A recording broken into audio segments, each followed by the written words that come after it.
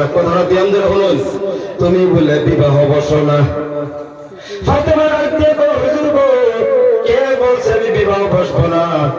আমার তো বিবাহ বসার উদ্দেশ্য আছে, বসার নিয়ত, কিন্তু আমি জামাই পাই না, উপযুক্ত জামাই পাই না।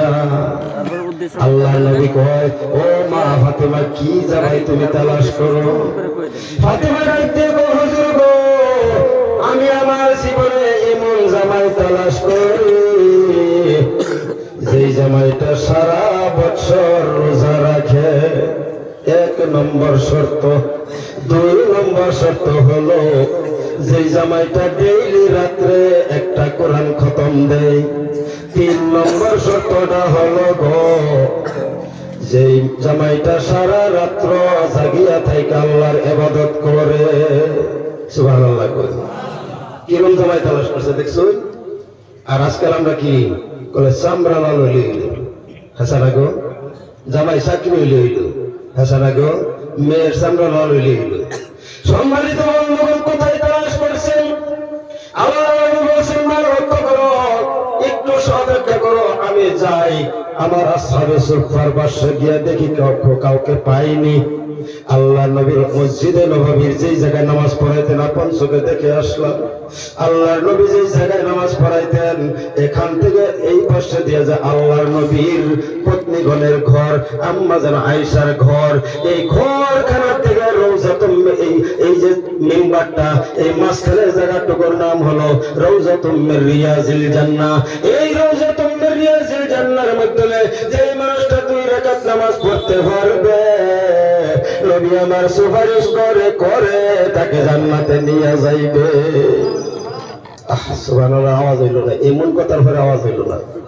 আমার ভাইয়েরা, বন্ধুরা আমার, আল্লাহ নবী বলেছেন, যাই ওই যে মিম্বার এবং নবীর হুজরা, ওই 2 খানার মাঝখানে একটু সামান্য আমার হাতের দিকে লক্ষ্য করেন, একটু টিলা জায়গা।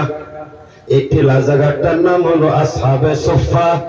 যারা নতুন নতুন মুসলমান হইতো, নবীর হয়তো কলিমা পরে মুসলমান হইতো, তারারে নবী এই জায়গায় বসাইয়া রাখতো, আর এই জায়গায় বসাইয়া বসাইয়া তারা দিন শিক্ষা দিত, এই জায়গায় বসাইয়া বসাইয়া তাদেরকে খানা দিত।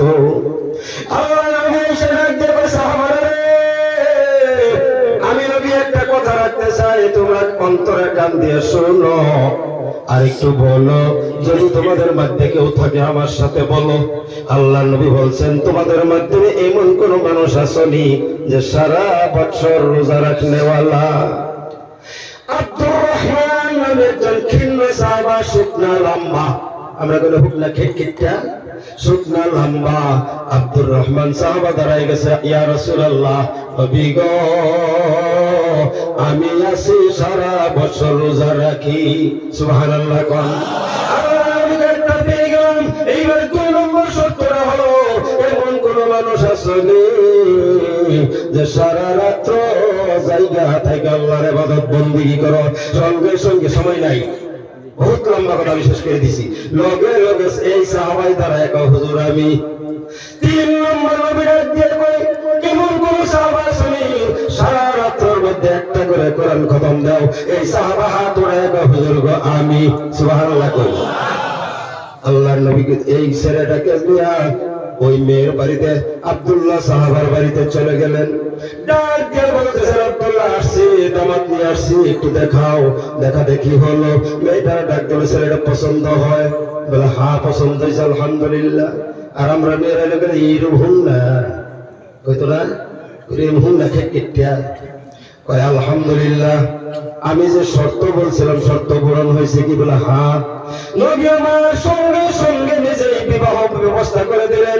বিবাহের কাম সমাপ্ত হয়ে এবার প্রথম রাত, লম্বা ঘটনা যায় না, প্রথম রাত।